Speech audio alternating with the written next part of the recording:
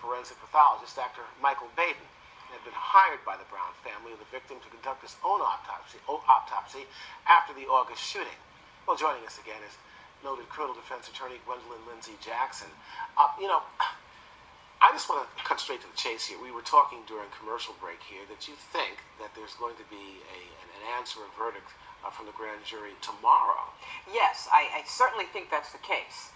And I think that we're hearing a little bit about that because I think on Saturday we heard that there was some indication that definitely the grand jury is very close to making a decision. We had Dr. Baden testify on Thursday, and that is a pathologist hired by the family. So we're certainly getting very close, and I'm hoping that we'll hear something by tomorrow. Well, I want you to touch on this because we talked when you were here last about information being leaked to the press and public that might have some sort of indicating factor as to whether or not this officer would be indicted. And it seemed like it was information easing out to kind of ease the tensions of folks, as it's kind of say, look, he's not going to be indicted here. We're not going to get any indictment.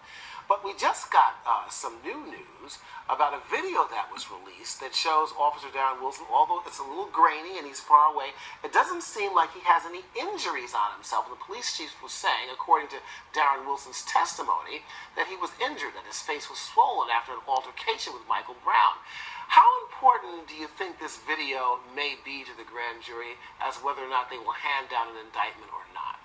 Well, it would certainly go to whether or not his story holds up, whether or not he felt that he was threatened by Mike Brown and he was defending himself. But clearly, if he has no injuries, his face is not swollen, then that would cast a huge doubt on it. But the thing to remember is, at the grand jury, we're not trying to prove whether or not he committed the crime by way of reasonable doubt. It's whether there's probable cause to believe a crime was committed, and then it has to go before a regular trial jury. And with that, Gwendolyn, there's also indication and information out there by some folks that there were at least perhaps as many as 8 African Americans who have different testimony as to what happened prior to, during, and after that incident. And these people are saying they didn't want to come forward because they were afraid for their lives.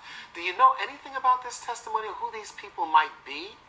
Well, I don't personally know who these people are and anything about the testimony, but I mean, I'm hearing in the media that there's some people that are going to testify that they really support the contention that Michael Brown was pulled into the car by the officer, that would support that, and also that he was shot while he was surrendering and on the ground or falling to the ground. Right, and I think there's a report here that the new findings that Brown was shot at least 3 times in the head. How significant is that?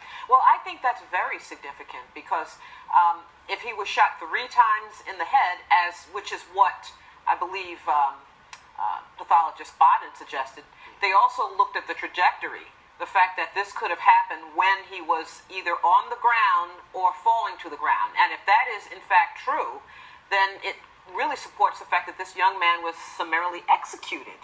Right, so you have 2 autopsy reports that are so different. I guess the question is, how come they're so different? How could they be so different?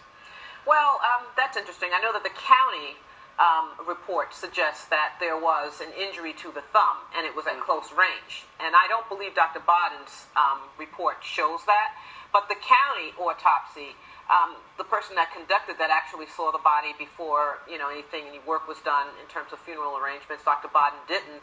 But the other thing to remember is that even though the county suggested that there was an injury to the thumb, that doesn't mean that the officer didn't pull the person into the car, and perhaps this person was, perhaps Mr. Brown was fighting for his life, trying to ward off being shot. That could possibly be an explanation for that close-range injury to his thumb. Well, I'll tell you, we're going to find out, perhaps according to your predictions, we'll find out something what the grand jury may say tomorrow, and then we'll take it from there. Gwendolyn Lindsay Jackson, thank you as always for your insight. Thank you. Okay. Well,